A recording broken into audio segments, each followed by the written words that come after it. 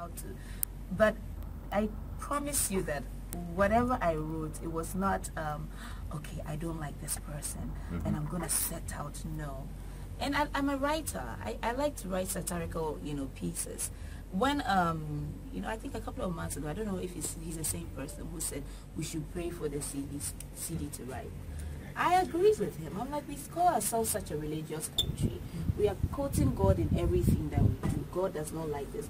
So why can't we pray about our power crisis? Why can't we pray about money? So the kind of person I am, I don't attack any individual. When there's something out there, I'm going to say my peace of mind because I'm entitled. Eventually, a couple of the commentary about that whole saga, due to the point that you were feminist. Are you a feminist? I don't know. I actually don't even like the word feminism. I don't believe in just rights for women. I believe in human rights, period. If we were to respect each other, man, woman, and all of that, there wouldn't be words like chauvinist or feminist.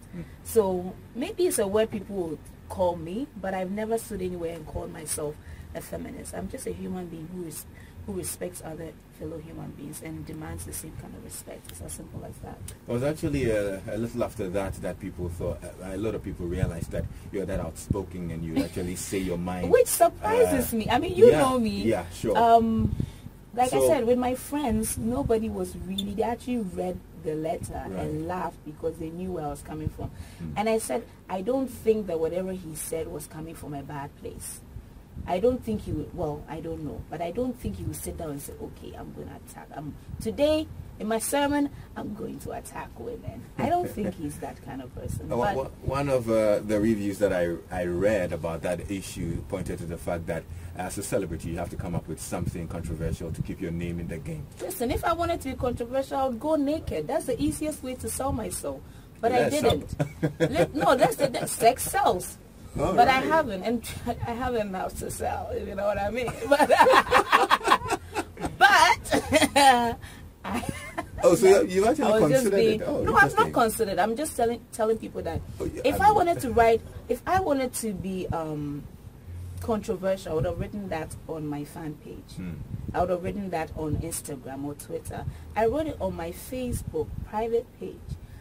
Someone shared it and it went on and on and on and on. Like I said, if I really want to be I've been in the industry for almost 10 years. I know how to be controversial. I'm opinionated and I'm allowed to. Industry or not, I'll still be. Ask the people who have to deal with me every single day. I see more outrage. My father, for instance, has heard more outrageous stuff from me. Very interesting. You told me about him in a little bit, but I must say your writing skills are totally amazing. You want to get into that professionally someday? Yeah. Well, I'm a writer. I write that's what I studied in school. Oh, really? And you see, again, that's what people don't know about me. That is what I do. My movie, I wrote the script. Right. I mean, I think, is it 2 years ago or last year? Yeah, I think 2 years ago, I won for Best Screenplay at the Ghana Movie Awards. That's what I do. I'm a writer. So other writers will read my pieces and get the satire in it or the jokes or, the sarcasm in it. If you're not a writer, listen, you're even wasting that. I tell people, look, with me, you're either going to like me or hate me. There's no middle ground. Either way, it's still an obsession. There you go. Lydia Forson right here on Joy 99.7 FM. Hit us up on WhatsApp, 0244-340437. Do you like music? I love music. What's your favorite song? Ooh, I have so many favorites. Which one comes to mind now? I'm going to play this. Okay, I don't know if you have it. If you have it, then there's someone listening. I want to play a song for. So. Oh, he's listening to. I didn't say he. I just said a supportive man. You see, I like men who support their women. What? Oh, honey, I'm going on a radio interview. Listen. Oh, I'll listen. Oh, I like that. Good. Moving on. It could be my brother. Okay, Samuel. If you are listening, this is my brother, Samuel Forson. Shame on you. What's the song? What's the song you want me to play? I've forgotten the title of the song. I'll think of the song. No, I need a musical break. So you better give me a song to play. Okay, all right. He's gonna flip out. My friend, I said, oh my God, you're gonna be saying all kinds of. Where's? Okay. This is the worst interview I've ever had. Hey, Randy, whoever calling your boss will be like this. So, okay, give me. I don't think you have the song, but do you have? Do you know Cranium? Cranium. Nobody has to know. Who played it? The name is... Nobody has to know. Yeah. Nobody has to know. Okay, that's why I don't want to tell us. No, it's just a song, dude. Nobody has to know. Okay. Well, I'm going to request a special one for him. That I know he's listening, so... You're right there. Cranium is not here, so... This is a setup. I didn't ask for this song. I didn't ask for this song. What are you trying to say? I didn't ask for this song. Oh no! There's a conspiracy going on here. That's a special request from Lydia to you.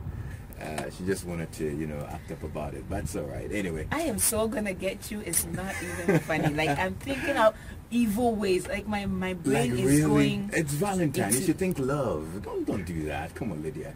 Good time to think FYI, love. ladies, Lexus is like one of the hardest guys. And he's such a gentleman. And if you get him, you really... So, I'm dropping his number. 0299. Right, so let's talk about your first self-produced movie. Yes. A Letter from Adam. And I was so proud of you when I heard that it was showing at the Pan-African Film Festival. Is that it? Yes. In LA. In Los Angeles. Yes. Congratulations. I think it's totally wonderful. And being your first project and all. Yeah. How do you feel about that? You know what? Every day I wake up, I still can't, believe it. I'm a one-woman team. That's what I tell everybody. I write, I produce, I start on set. I was going around looking for food for people. I was like bringing props. But when you have a vision, you believe in it. You just take that journey, and it's scary. If I tell you the story behind how I produced it, every single day was a challenge. Wow. For I think 8 months now. I don't remember last time I had like a full night's sleep. And there are days when I come home for 2 weeks not really doing much, but I'm just sitting there, I'm like, what am I going to do? But something always happens, and I have to say I've had a lot of support. This, I always say that sometimes we feel like the industry, you're alone, and maybe even media doesn't like the celebrities and all of that. I keep saying that this project has showed me that there are a few who believe in you and will support you, from the media to my colleagues. They have really, really pulled through. And what was the biggest challenge in putting that project together? It's very simple. Money. Money. The truth behind this project is, I'm a writer, and I sell a lot of my scripts. People don't know that's what I do for my day job. And it's a story I wrote about 5 years ago, and I was very passionate about it. I was not prepared to sell it to anybody unless I had a deal where I could be part of it creatively. Oh, okay. So I had sold it. Sold it to somebody. I was just going to be part of the creative process. And a week before, my investor pulled out. Wow. So I was... What were their reasons? You know what? We are cool now. We are friends. But I feel like I'm very spiritual. I feel like it was God forcing me out of my comfort zone, because I didn't think I was ready to produce. I still felt like I was too young in the industry to produce. So it was like I was just kind of forced, into it. And I just woke up one day. I telling my mom that, okay, we've hired everybody. The tickets have been bought for everybody to show up. This person has pulled out. What do we do? And I was like, I'm just going to do it. And half of my sponsors, I can't say all of them, but half of my sponsors who came on board during production. Wow. And people were just here. And it's just a testament to, me. I've always said that you have to brand yourself and, believe in your craft. Because I would walk into offices and they would not want to see me, but when they would hear Lydia Forson, they were like, okay, I kind of trust this girl. And most companies who had never supported any film project came through for a first-time filmmaker.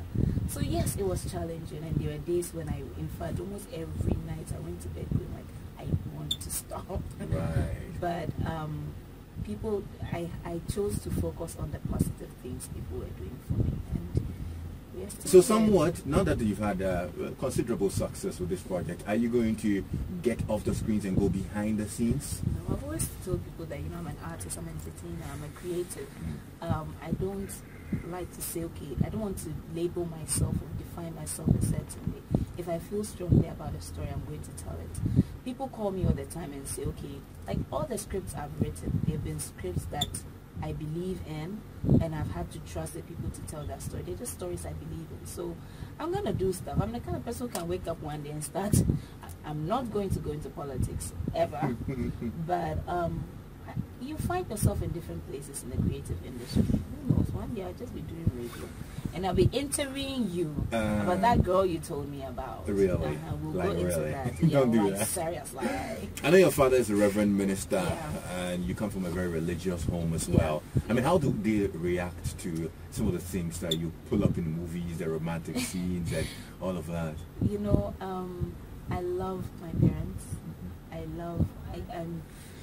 When you hear me talk about my family, I get so excited because it took a while for me to realize just how lucky I am to come from the family that I come from.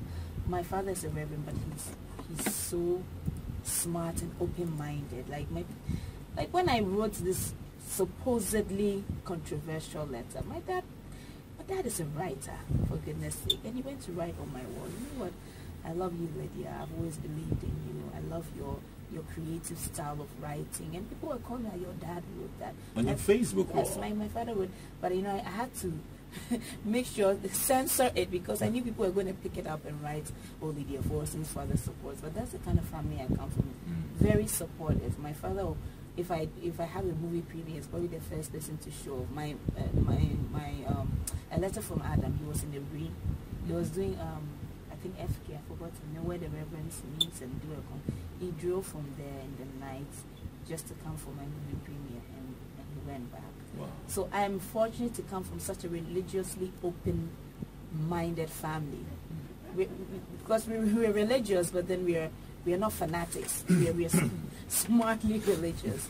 So I think my parents allowed me to freedom of speech and be opinionated and to question things. You have to question things. You can't just take what you're fed. So Do you see yourself? Do you admire the pulpit? Do you see yourself standing behind the pulpit one of these days? I don't know. See, that's the great thing about life. I never live my life like, okay, tomorrow this is what I'm going to do next year. But would you answer that call? If God calls me, why not? I mean, I believe that, look, this whole celebrating, that's why I tell people, me, I'm not a celebrity. I tell you, the only time I believe I'm a celebrity is when I see my face on Ludo. Because you see, Ludo is a very, listen, do you know what it means to be walking in some corner somewhere and then some person you least expect calls your name? That's when you're a celebrity. This one, you're just a popular person.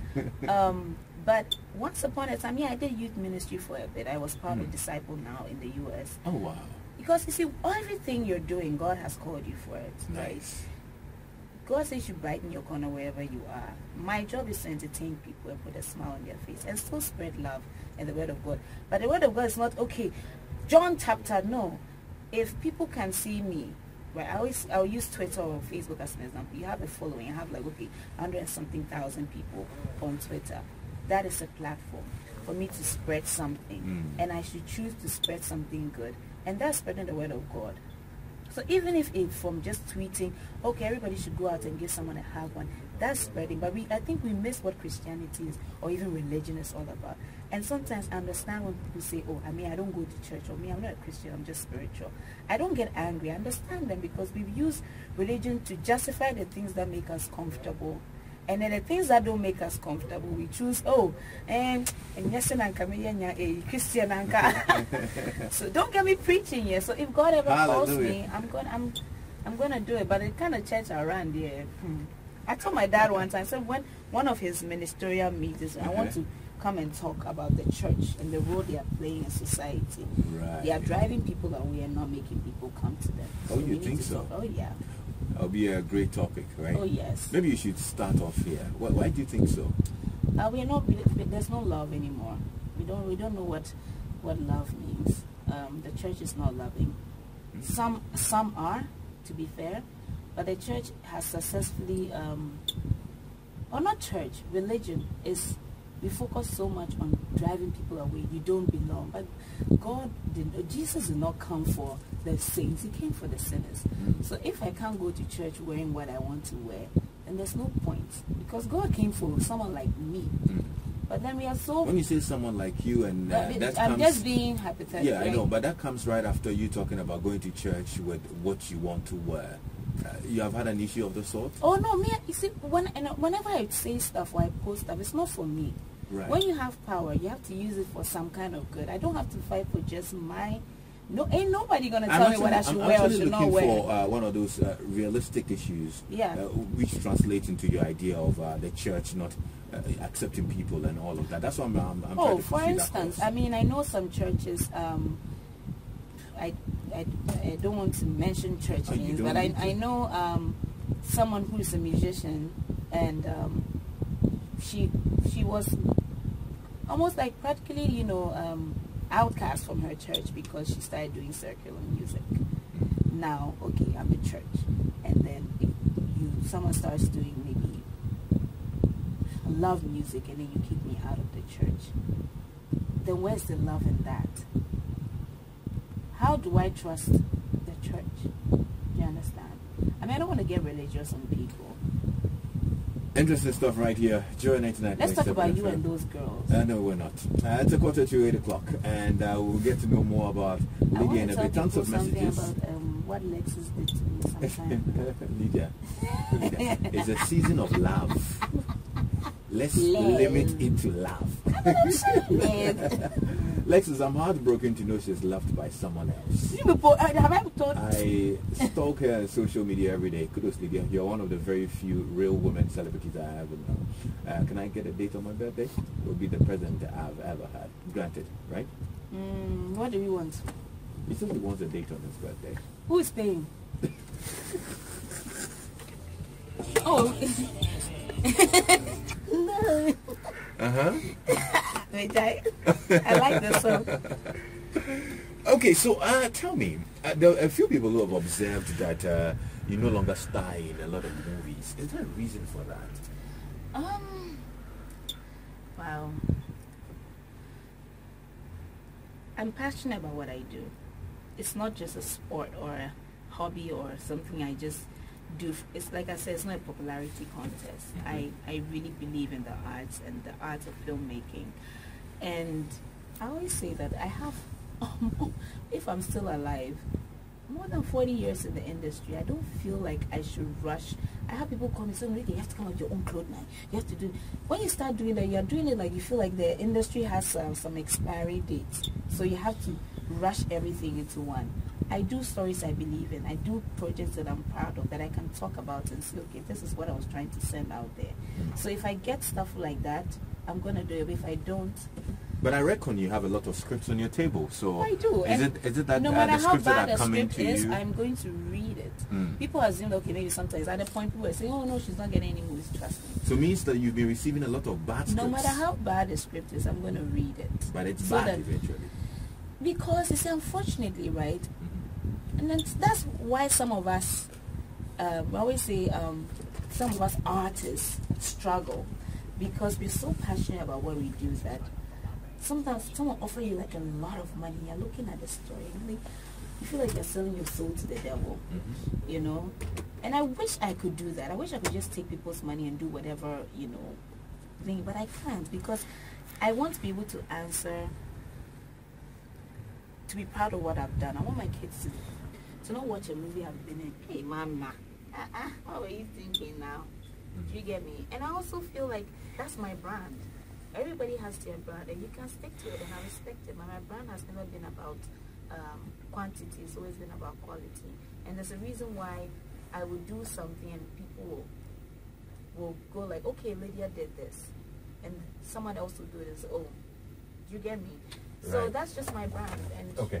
And I know you're passionate about things, Ghana. You're passionate about some of the things that go on. You're a commentator of sorts. When it comes to yeah, when it comes to things. What do you think about Ghana right now? State of the economy, about the things that are going on.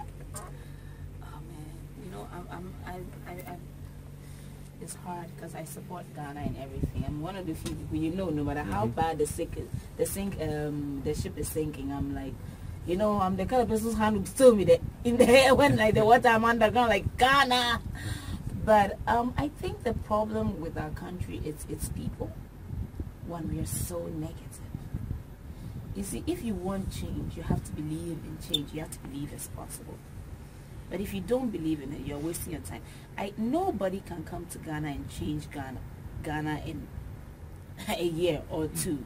The people have to want change. That's first off. And I always say that our leaders, both past, present, and future, are a reflection of us, the people. They were all once like us. They went to school like us. They were eating kinky just like that. So our leaders are not different from who we are.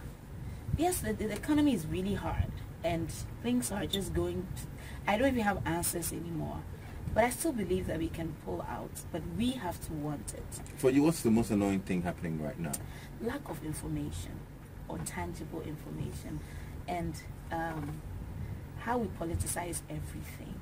Like sometimes someone makes, I take a newspaper and I read, and yes, what the person is saying, or the person is being quoted as saying, sounds outrageous, but I'm looking deep into it, and I'm like, I don't believe that's where the person is going. That is the angle the journalist wanted to focus on. So then what happens? What happens is there's just so much anger everywhere.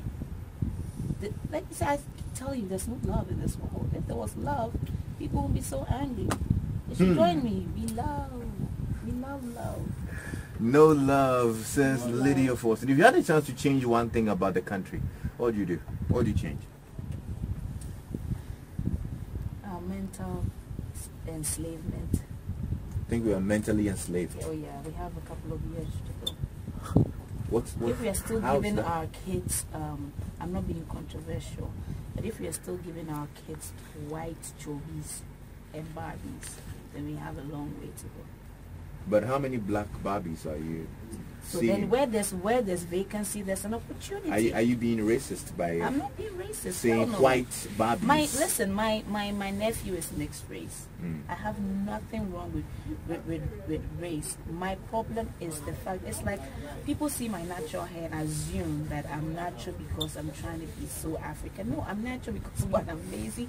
Two, I don't understand how I'm going to put another person's hair on my head. If I'm going to do it, maybe just for the fun of it, but without it, I shouldn't feel like I'm less beautiful. Do you understand? It should be something I'm just, it's like putting on, people shouldn't go naked. If you want to wear your hip-hop jeans and stuff, wear it and rock it, but don't do it because you feel without it, you are less important of it. And that's the problem. We believe anything, any BS people sell to us, we believe it. We are trying to be stuff that we are not. Even with our democracy, we don't even know what democracy means. Because if we understood what democracy meant, people wouldn't be, I don't want to go into this subject, but trying to stone people for all kinds of stuff. That's not democracy. I don't think we're ready for democracy. Are you into politics somewhat? No, I'm a social commentator. You don't accept your commentator? Yes, I'm a commentator. Do you support any political party? I'm non-partisan. I vote for who at that moment I feel can run the country. Okay. I don't like those kinds of committees. So did the person you voted for manage to run the country well? Last election? How do you know if the person I voted for won? Did the person You're trying to be smart. I'm one step ahead of you. I really love your guest. Please tell her Saturday is my birthday, so I wish I can okay. I think you put what is And this one says, hi, I'm Raman in Tema. Please tell Lydia that I'm a great fan of her and someday wish to be in her movie. Do I have a chance? Do you have a chance of, do you recruit new talent? I love that. I mean, the people in my movie, I got two new, I was once upon a time a new person. Nobody knew the name Lydia Forson. Sure. So I believe in giving people that chance. But I want people who are prepared to go through the works. Yeah. I adore this lady. Would she mind being a second wife? Derek in Texas. Derek, we on radio. Like what I would have said to you. Oh, feel free and say it. It's just you and I. Me second. Look at me. Do I look like second anything? Derek, I'm all okay. That with the coconut side. It's alright. It's alright. Easy on them. Oh God. Easy on them, Lydia. When you're being good and people tempt you. Yeah. So tell me, Lydia. I mean, apart from after this project, what's next? I'm taking my time. I want to finish with. We have a show on We have a few more tours and we are done. You know, we did a national tour with the movie.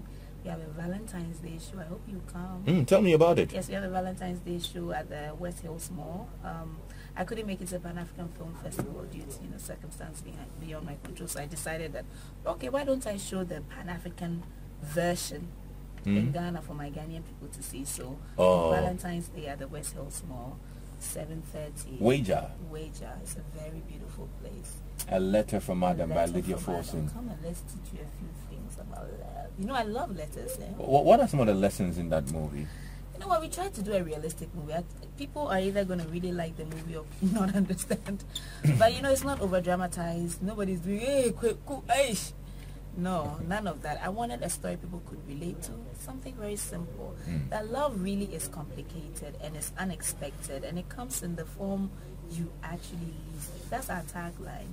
That it comes in the form you least expect it. Great. Now, there's a feeling out there somewhat. I listen a lot, and there's somewhat a perception that there's a little calm between you and Shirley Frimpong. Is that true? This thing never gets.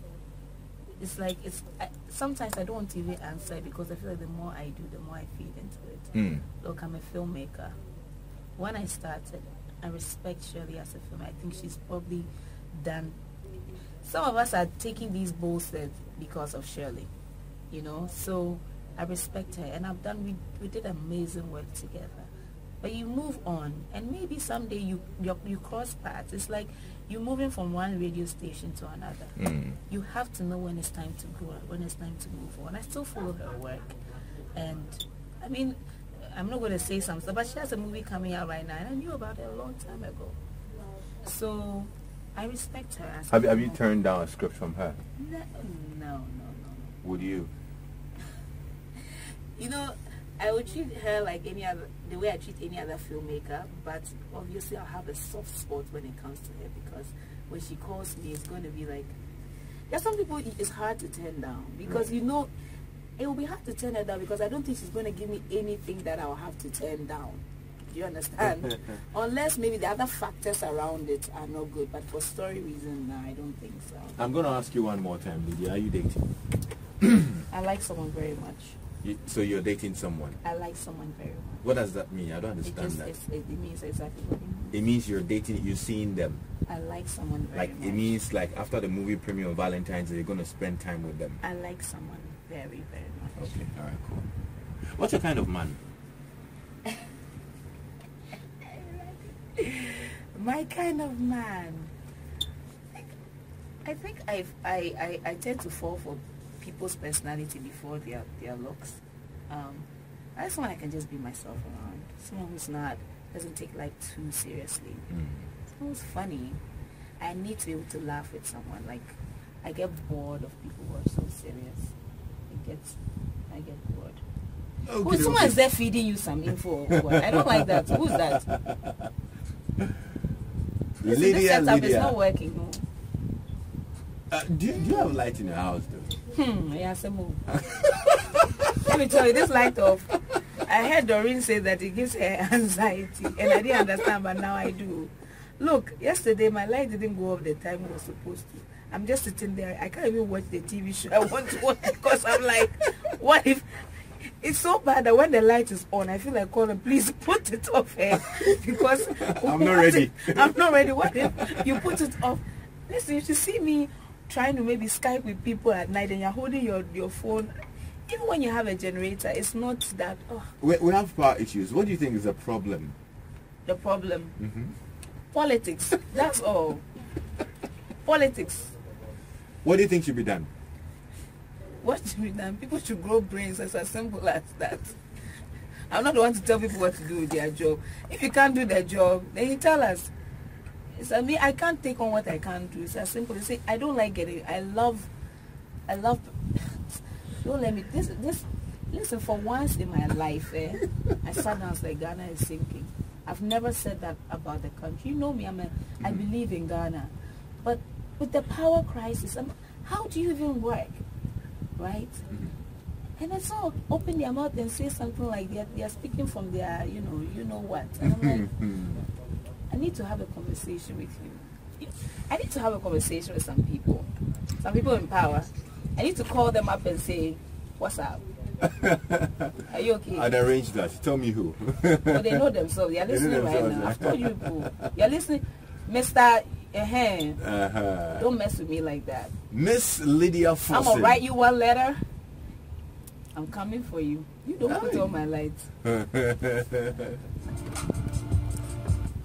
I know you're friends with His Excellency John Mahama. Oh, Mahama, we go a long way. My buddy, my golfing partner. But how come you've not spoken to him about this? You said you have issues you want to know. Yeah. Oh, I'll call him. I'm like, yo, what's going on, man? You're so much fun. I love you, Lydia. I think he's a cool person. Thank you very much. Let's respect our leaders, you know. Thank you very much, Lydia. It's been wonderful. Oh, I have to give a shout out.